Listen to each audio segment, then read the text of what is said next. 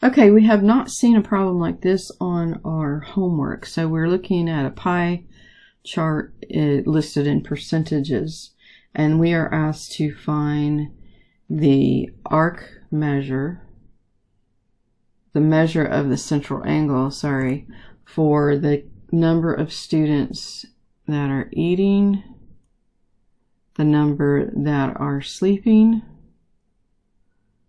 and then the number doing homework, and then the number that are watching TV. Okay, so let's start by adding up all those percentages. I have 13 plus 8 plus 8 plus another 33. Okay, so that's going to give me 62% for this much. All right, so 62% is really 62 out of 100, but degrees are out of 360. So I could say that 62 out of 100 equals how many degrees out of 360, and set up a little proportion there. I would cross multiply and get 100x equals 62 times 360. Then I would divide by 100, and I would get x equals, and think of this, we could really think of this as 0.62 times 360. So really your shortcut on this is just to take your percentage, convert it to a decimal, and then multiply by 360.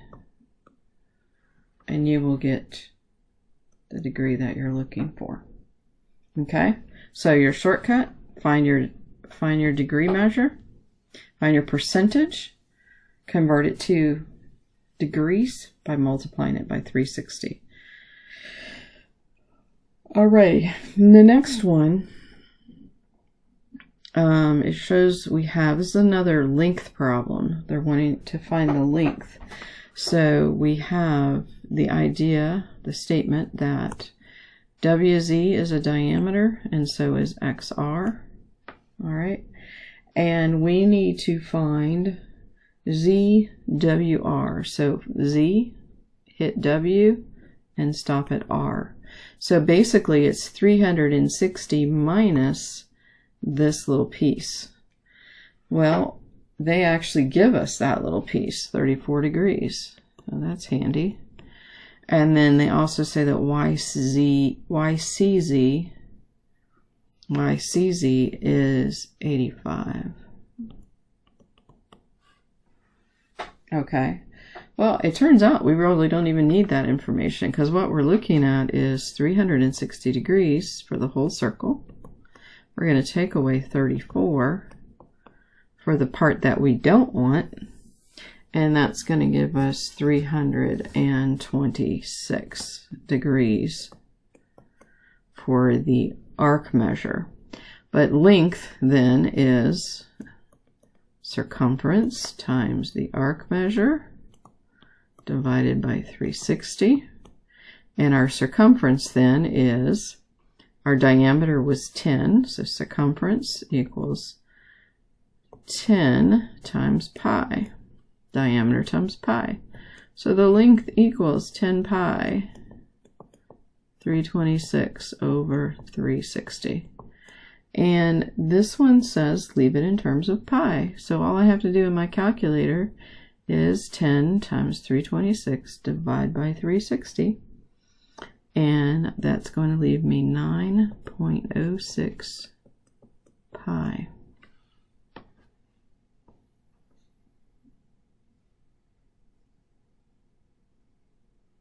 Okay. The next one is number 13. And I'm just going to blow up the circle because it's very small on the paper, and see what we have here. It says name the following. So the circle, we're going to name a circle by naming its center point. So it's going to be circle M. The tangent line is a line that's hitting the circle in exactly one point. So that is going to be O. The secant is a line that's hitting it in 2 points. So that is E. The radius, M radius, is from the center to the circle. So that is MN. The diameter has to go from one to the other and go through the center. So that's going to be LO. And the chord is going to hit 2 points, but does not extend outside of the circle. So that's LN. Okay, one more time. Name the circle, M. The tangent is O. Let me just maybe write this here. The tangent is O. The circle is called circle M. The secant was F. Well, yeah, we would have to call that F. So this is the secant line, heading in 2 places. The radius is from the center to the circle. The diameter goes through the center. And the chord hits 2 places on, hits 2 points on the circle and connects them. All right, so we're on the home stretch. Let's hit number 14. We have, I'm going to get over here. We have a shape A. All right, so what's important here is that these are going to actually be treated like a bunch of little tangent lines.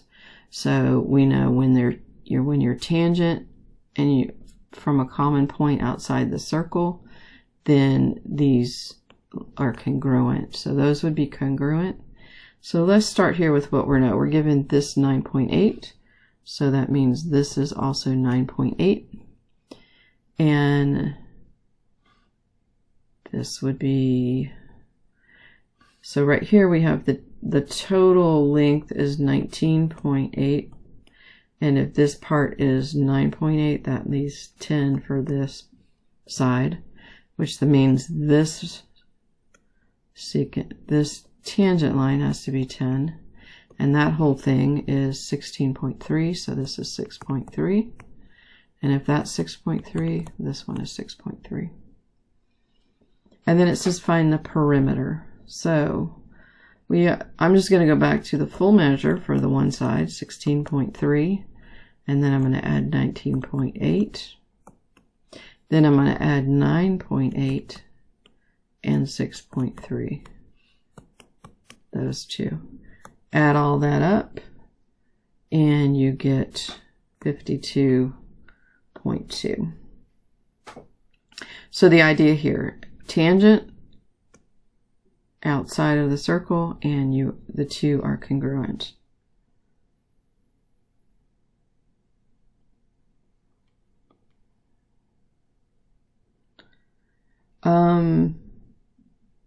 Solve for the question mark. Let's call that X.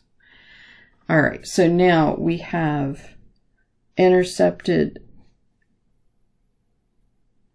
lines that are inside the circle. So what that tells us is that we can look at this 85 degrees and it intercepts BC and its vertical pair or vertical angle intercepts AE. So we can say that 85 is going to be half the measure of those two arcs. But so just to make it easier, I'm going to also consider that if I take 85 and multiply it by 2, that should equal the arc, the sum of those arcs. So 70 plus x. All right, so 160, that's 170, equals 70 plus x. And subtract 70 from both sides. X equals 100.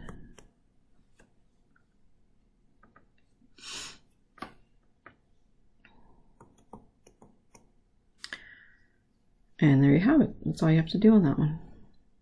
The other way to have done this is to have said 85 equals 1/2 the sum of the arcs, 70 plus x. But think about how you would solve that. I would first multiply both sides by 2 to get rid of the fraction, and that puts you right back where we started from on the other problem. So it does, if you want to set it up this way, go ahead and do that, and then just go ahead and solve it, and you'll get the same answer. All right, that was 15, and the last one is 16. All right, so we have a point outside the circle, so we need to remember the part outside times the total. So outside times the total, 3 plus 5 is 8, equals the outside times the total, which is 4 plus x. 4 plus x. Okay? Just solve for x. 8 times 3 is 24, equals 16 plus 4x. Subtract 16 on both sides. 4x equals 24 minus 16, which is 8. Divide both sides by 4.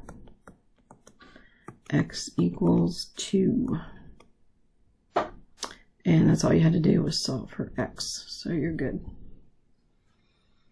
Okay, so no matter where that, if it's two tangents, if it's a tangent and a secant, two secants, it doesn't matter. It's still going to be outside times the total. Outside times the total. And if you had a tangent, let's say you had this, okay, the outside, and say the outside was 3. Outside times the total, so you would say 3 times the total, and then the rest of it equals whatever.